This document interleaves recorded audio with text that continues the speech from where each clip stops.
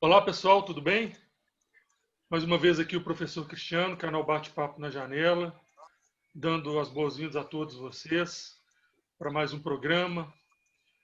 Queria agradecer o William mais uma vez por estar aqui conosco. O William que já teve uma vez no programa de número 8, que nós vamos colocar aqui o link para que você possa acessar. Oi William, tudo bem? Bom dia, Cristiano. Bom dia a todos que estão nos assistindo.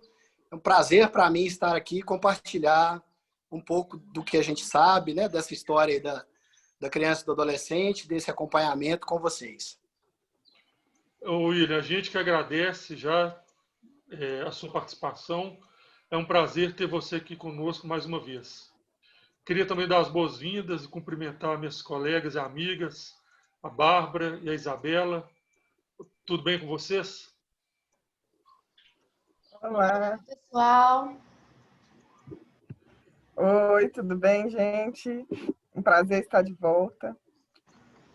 Bom, pessoal, o William, né, como eu disse, já esteve aqui com a gente num outro programa, quando ele pôde dividir com a gente sua experiência de vida, suas histórias de superação enquanto um deficiente visual. Mas hoje aqui o assunto é outro. Hoje nós queremos aproveitar o fato dele ser um analista do Ministério Público, que trabalha diretamente com os direitos da criança e do adolescente, para a gente discutir um pouco sobre esse assunto, um assunto às vezes um tanto quanto polêmico. Lembrando que em julho desse ano, o Estatuto da Criança e do Adolescente fez 30 anos. Um estatuto revolucionário, um estatuto que veio numa hora necessária para a gente garantir os direitos das nossas crianças e dos nossos adolescentes, mas, como eu disse, que também gera muita polêmica. Então, Will, eu queria começar a conversa com você um pouco em cima disso. Por que o Estatuto da Criança e do Adolescente gera tanta polêmica?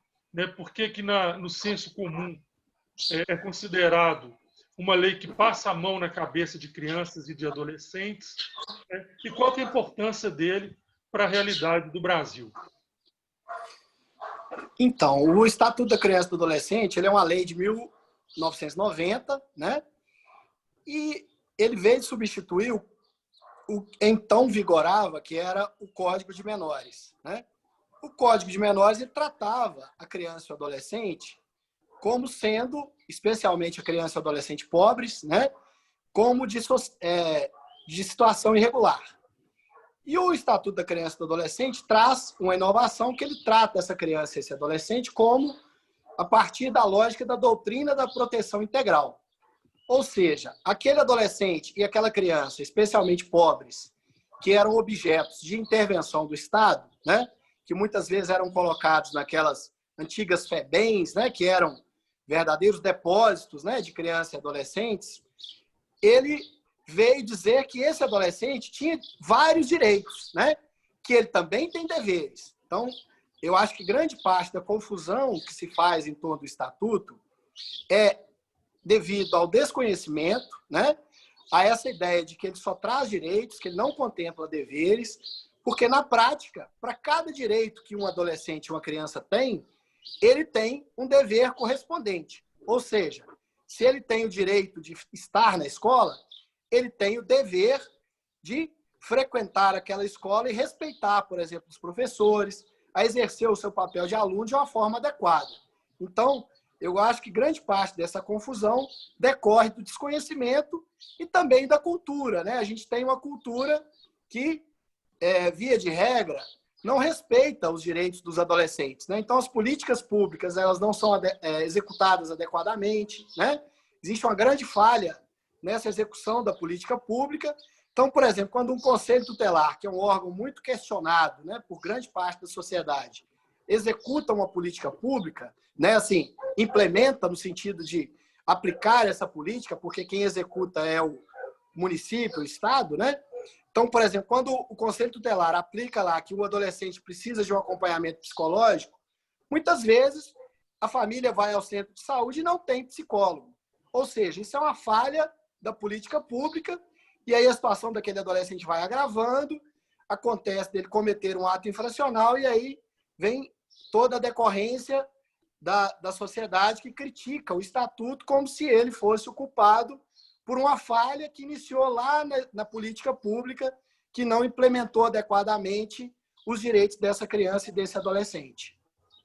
Só esclarecendo 2 pontos, né, William, que eu acho que é importante, até porque você falou a questão da criança e do adolescente, que o Estatuto ele fala que criança é até 12 anos e do adolescente a partir dos 12 até os 18 anos, para a gente poder diferenciar aí. Está correto? Corretíssimo. Então, assim, à criança se aplicam medidas de proteção. Então, até 12 anos, não existe medida socioeducativa.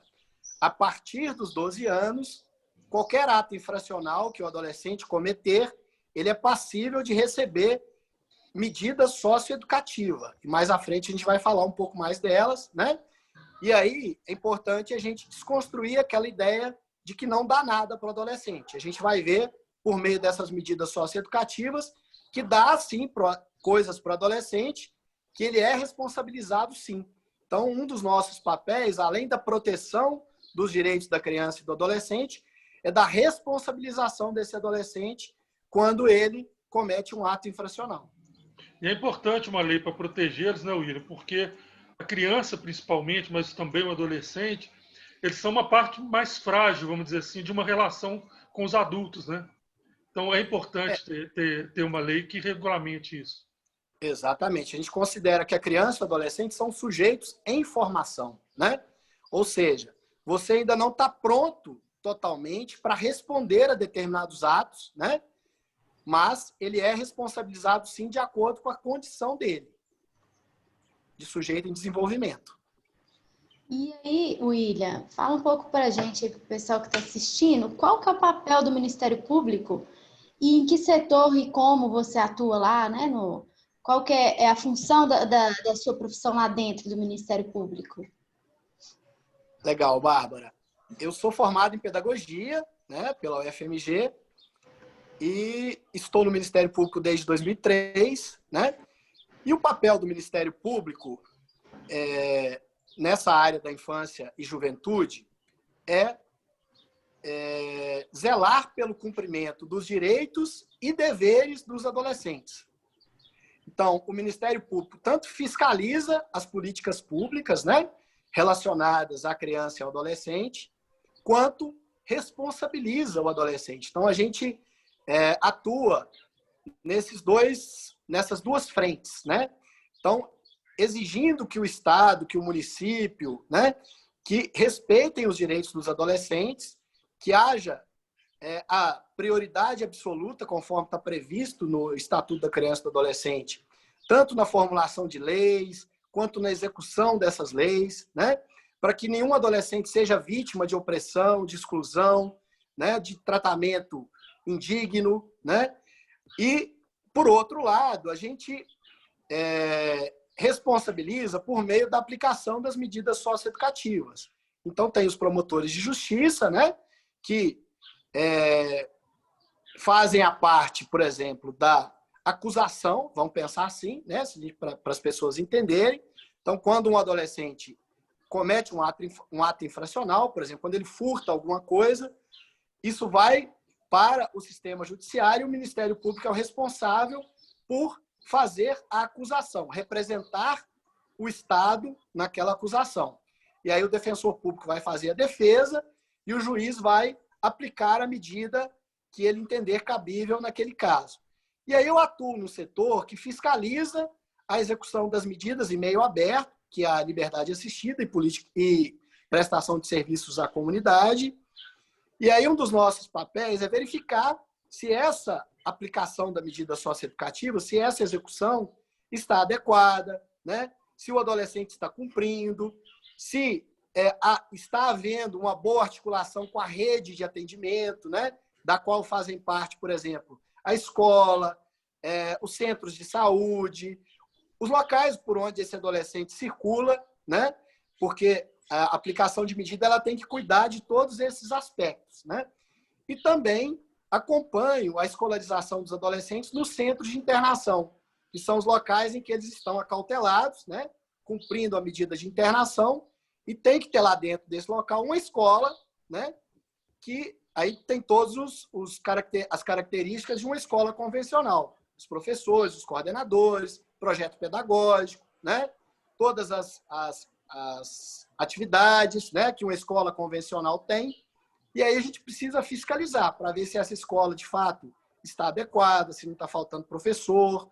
E aí eu assessoro os promotores de justiça, né, o setor do qual eu faço parte, para que eles tenham subsídio para fazer esse acompanhamento e exigir do poder público, né, do Estado, do município, que dê condições para que esses espaços atendam adequadamente a esses adolescentes.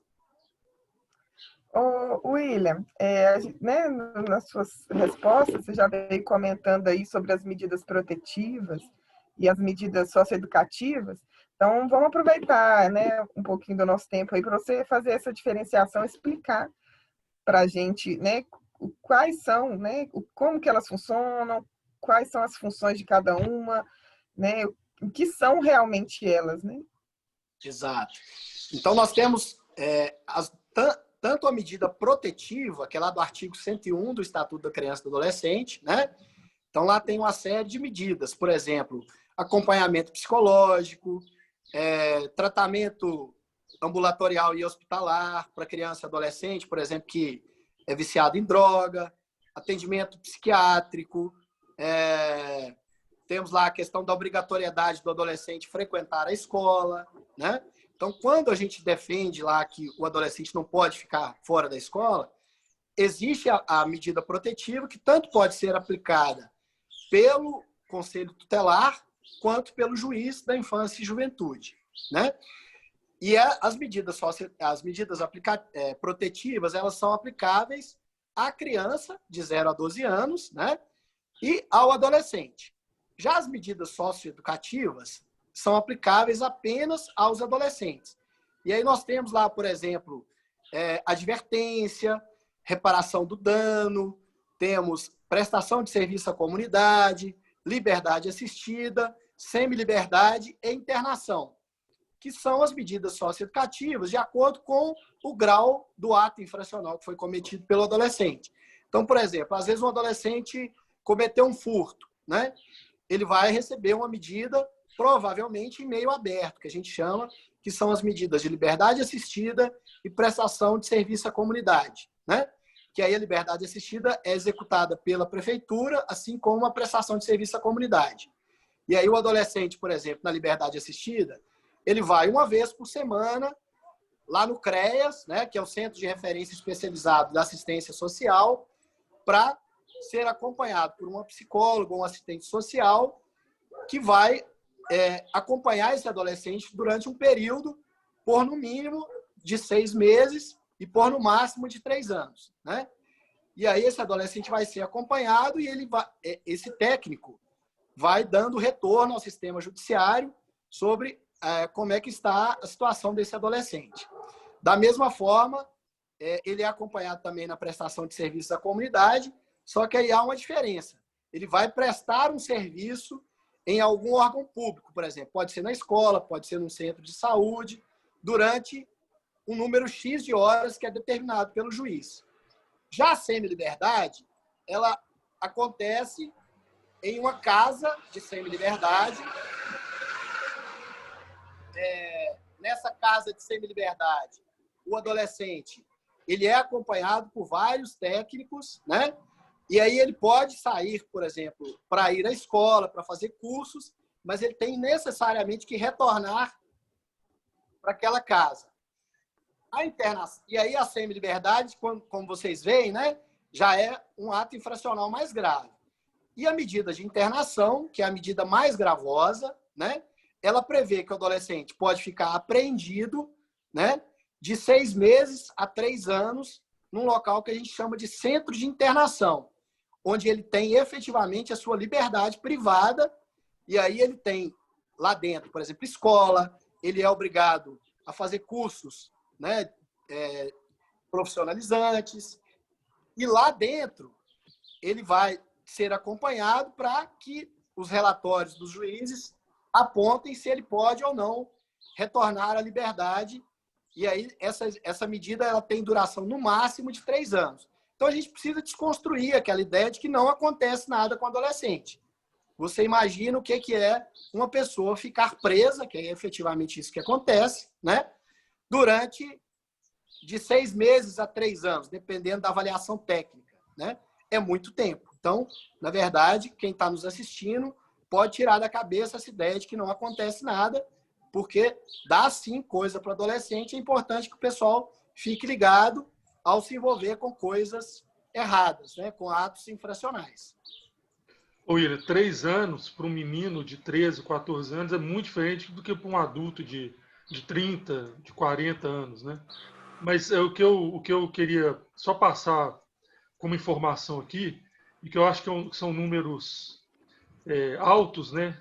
Você pensar em adolescente, em criança, né? Que tem uma fase da vida, igual você falou, tem formação, né? Uma fase que você quer brincar, você quer divertir, você quer estudar. Pensar que mais de 26 mil adolescentes, dados de 2018, estão em privação ou estiveram em privação de liberdade. Creio que esse número hoje, em 2020, não deva ser muito diferente.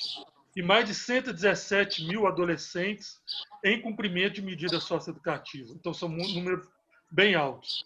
Mas o que me chama a atenção, só a título de curiosidade, né, e de conhecimento mesmo, que 96% desses adolescentes que cumprem medida são do sexo masculino, 61% são negros, né, e 57% estão entre 16 e 17 anos. E eu acho que até baseado nisso, a Bárbara gostaria de fazer uma pergunta para você. William, você acha assim que existe uma diferença no tratamento, tanto pela justiça, pela sociedade, né? Tem uma diferença entre o tratamento dado às classes mais populares e às classes mais altas? Bárbara, eu acho que os dados eles são inequívocos, né? Quando a gente vê esse recorte, né? Assim, acho que a gente não tem como concluir outra coisa, né? Sim. O que a gente precisa pensar é nas causas disso, né? Por que isso acontece, né? Por que a maioria dos presos, quando a gente fala de adultos, também responde a essa mesma lógica, né? Também são negros, são pessoas de classes socioeconômicas mais baixas, né? Então, a gente precisa se voltar para esse dado, quer dizer, e aí entender o seguinte: essas pessoas, em geral, elas têm menos acesso à defesa técnica, né? Por exemplo, ao advogado, né? Existe a defensoria, mas a defensoria ela tem um número muito grande de casos, então nem sempre é possível dar aquele atendimento adequado a um caso específico, né? Há muito também, por exemplo, uma avaliação de, às vezes, por exemplo, a questão da droga, né? Nós temos usuários de droga tanto nas camadas populares quanto nas camadas mais altas da sociedade. Só que, e a gente não pode desconhecer que, por exemplo, nessas raves, nas boates, a galera usa droga de forma quase que livre, né? Produção e também. aí é uma certa permissividade do Estado, né? Sim, Bárbara? Não, tem a produção também, né? Às vezes a gente acha assim que as camadas mais altas são usuários, mas na verdade, produção de droga também, né? Produção Exato. que eu digo, várias vezes a Exatamente. gente vista aí a polícia encontrando locais que fabricam em bairros de luxo, né? No Brasil, digamos assim. Sim. Então é uma assim, coisa restrita mais, né? Assim, ou nunca foi, não sei. Exatamente. Assim, há uma... É difícil, né? Porque isso às vezes não é intencional, né? Assim, mas há uma rigorosidade, né? Assim, das abordagens, né? Assim, nessas áreas mais carentes, né? E aí, inevitavelmente, você vai pegar ali, às vezes, um usuário, uma pessoa que é um traficante menor, né? Às vezes o grande não está ali naquela comunidade, né? Então, é preciso, às vezes, uma investigação mais seletiva, mais qualificada, para que se pegue realmente quem são esses produtores. E aí, por exemplo, a droga, né? Ela, às vezes, o consumo é diferente. A gente vê que, por exemplo, que são essas drogas sintéticas, né? Dessas boates que o pessoal coloca. Então, assim, às vezes são drogas diferentes, mas há muito consumo de droga também. E nem sempre essas pessoas são incriminadas por estarem usando, por estarem traficando essa droga. Justamente porque há abordagens, as abordagens são menores nesses espaços, né? E aí, quando essas pessoas são apreendidas, elas têm acesso a uma defesa técnica que muitas vezes uma pessoa de camada popular às vezes não tem. Então, acaba que essa pessoa fica, sim, vítima desse sistema, né? Que muitas vezes é seletivo, né? E aí ele acaba sofrendo aí o rigor da lei, né? Quando, na verdade, a gente precisa tratar isso de uma outra forma, né? A gente precisa abordar isso de forma mais ampla para que haja, né, assim, de fato, uma intervenção estatal mais qualificada e não apenas as pessoas de classe popular sejam apenadas por esses atos infracionais ou crimes que cometem, né? Fato é, né, William, que a condição social e a condição de cor, né, de pele, faz diferença. Isso reflete em todos os âmbitos da sociedade, inclusive essa questão do direito da criança e do adolescente. E é igual você falou, é inequívoco isso. Você pega que 61% dos jovens são negros, né? E isso reflete também na população carcerária de modo geral. Exatamente, que aí que se mistura também com a questão econômica, né? Que às vezes são dados coincidentes, né? O fato da pessoa ser negra e ter menos condição econômica, né? E aí isso tudo, às vezes, faz com que o Estado pese um pouco mais a mão sobre esses indivíduos, né? E aí a gente precisa trabalhar muito a cultura, né? Trabalhar muito essa questão da discriminação, do preconceito, né? Que às vezes acaba interferindo nesses dados, né? É aí que vem a minha próxima pergunta, né? Qual que é o papel, né, do executivo e do judiciário nessa situação? Exato. O executivo, ele, conforme o nome próprio diz, né, ele executa as leis, né? Ele executa a proposta, né, o que está previsto na legislação, né? E aí eu acho que o executivo ele precisa de uma capacitação permanente, ele precisa de uma formação permanente, né? Nós precisamos retomar a discussão sobre políticas públicas. Por exemplo, um adolescente, né, de 14, 15 anos, 16 anos, quando ele quer trabalhar, será que ele consegue trabalho, né? Especialmente se ele é oriundo de classes populares, né? Será que ele consegue uma oportunidade de emprego, de se profissionalizar, para muitas vezes ele ficar distanciado de toda essas mazelas sociais, né, que estão muito próximas a ele, né? A gente tem casos de meninos que falam, olha, eu até quero sair, mas todo dia eu saio de casa e aí eu passo pela boca de fumo e os caras estão lá me chamando e tal, e com oferta, aquela coisa toda. Então, assim, o Estado precisa ser muito ativo, precisa ser muito positivo, principalmente para essas pessoas, para que ele possa oferecer algo para que essas pessoas tenham escolha, tenham possibilidade de optar por outra vida, de optar por outra situação. Sim. E onde o Estado não entrar, o poder paralelo, seja qual for ele, vai entrar. Né? Exato, exato. Então, assim, quanto menos presença do Estado tiver no local, né, esse poder paralelo vai ocupar o espaço, né? Às vezes, inclusive, tentando atender políticas públicas, né? Levando as pessoas para saúde, para atendimento de saúde, como a gente vê aí em algumas situações. Então, assim, o Estado precisa cada vez mais estar presente com políticas de lazer, de cultura, de esporte, de profissionalização, especialmente nesses locais, né? Nessas áreas mais afastadas, né?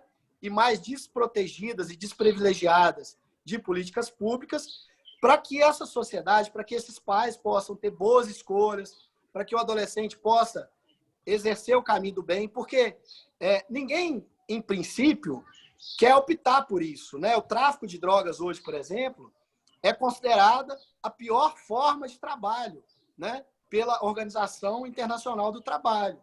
Quer dizer, e aí a gente precisa ver isso, que hoje o tráfico é, na realidade, em muitas comunidades, a única opção que muitos adolescentes têm, muitas crianças às vezes têm, né?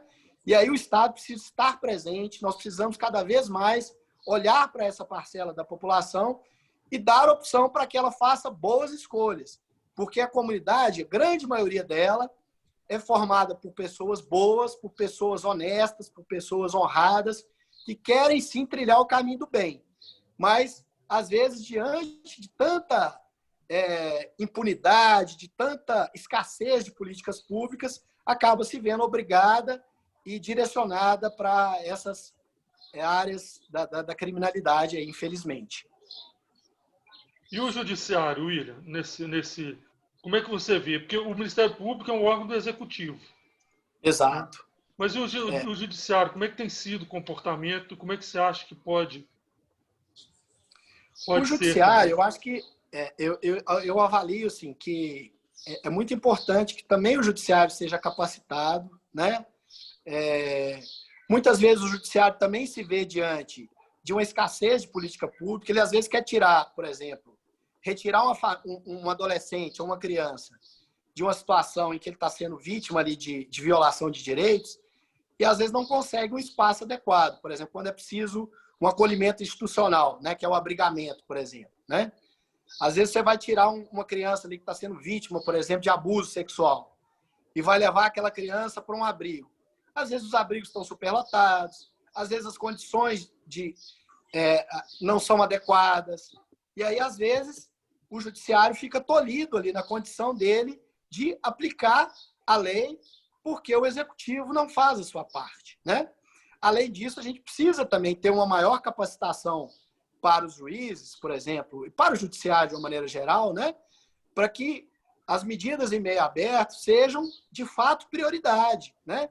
Porque, especialmente em locais do interior, né, determinados atos têm muita comoção social e acaba se optando, por exemplo, a privação de liberdade, quando, na verdade, o Estatuto prevê que as medidas devem seguir uma gradação, né? Elas devem ser majoradas de acordo com a gravidade do ato. Então, aquele adolescente, às vezes, não teve a oportunidade de passar por uma medida em meio aberto e ele recebe diretamente uma medida privativa de liberdade. Então, é preciso que o judiciário tenha também uma formação para que ele aplique prioritariamente as medidas em meio aberto, né, que são medidas, como o próprio nome diz, né, menos gravosas, para que esse adolescente possa ter oportunidade de ser assistido, de ser acompanhado, de ter as medidas protetivas aplicadas também, para que se possa, de fato, garantir os direitos daquele adolescente, para que ele retome o caminho da normalidade, o caminho do bem, né? O caminho que todos nós gostamos, né? Que é o adolescente estar na escola, ter o direito à profissionalização, constituir família futuramente, né? Ser um pai de família como todos nós queremos que os nossos filhos também sejam, né? É um assunto complexo, né, William? A gente precisa, primeiramente, deixar o preconceito de lado, enxergar a realidade como ela é, né? Mas ter certeza de que nossos adolescentes, nossas crianças vão ser protegidos, né? Vão ter direito ao que você falou, à educação, à saúde, ao lazer, né? Então, eu queria, William, te agradecer mais uma vez. Quem sabe, numa próxima oportunidade, a gente possa continuar esse assunto, que é um assunto denso, né? Um assunto complexo, como eu disse. Então, muito obrigado, William, por essa conversa, por esse bate-papo. Eu que agradeço, Cristiano, né, fica sempre o convite. Agora, no dia 22, por exemplo, vai ser lançada uma campanha chamada Faz Diferença, em que várias instituições ligadas à criança e ao adolescente estão falando da letalidade, da mortalidade de adolescentes, né? Que os adolescentes, muitas vezes, são muito mais vítimas do que autores, né? Então, a gente dizer, por exemplo, olha, o seu papel faz a diferença, né? Você, enquanto escola, faz muita diferença. A família faz muita diferença. O trabalho de cada um de nós faz toda a diferença para que esses adolescentes sejam cada vez menos vítimas das violações de direito e sejam, menos exterminados, né? Então, essa campanha vai estar sendo lançada agora no dia 22, às 14 horas, no YouTube. A gente deixa o convite para todo mundo conhecer e participar, né? Tem lá no Instagram, é só procurar lá, campanha Faz Diferença, que vocês vão conseguir localizar, né? É um grande esforço para dar visibilidade a essa situação da falta de políticas públicas para crianças e adolescentes e para essa necessidade de que nossa sociedade seja mais protetiva para com esses indivíduos em formação e que não são somente o futuro, né? Eles são também o presente do nosso país. Isso aí. Obrigado, viu, William? Quero agradecer também a Bárbara e a Isabela. Obrigada, Cristiano. Obrigada, William. Realmente Obrigada, gente. que Ótimo. rende. Eu também quero agradecer, né? É um assunto nosso que a gente pode ficar falando aqui durante horas, né? Muito obrigada, William, pela oportunidade de estar com você de novo. E nas próximas oportunidades, volte para falar mais sobre isso. Bom, gente, lembrando, né, para pedir vocês aí que curtam esse vídeo, inscrevam-se no canal para que essas discussões, essas conversas possam se espalhar e alcançar o maior número de pessoas. Vai ajudar muitas pessoas a tomarem consciência do que é o direito da criança e do adolescente. Então, agradeço a todos, curtam, inscrevam-se e, tendo o link da campanha que o William citou aqui, nós vamos colocar na descrição aqui do vídeo. Então, um abraço a todos e até uma próxima oportunidade.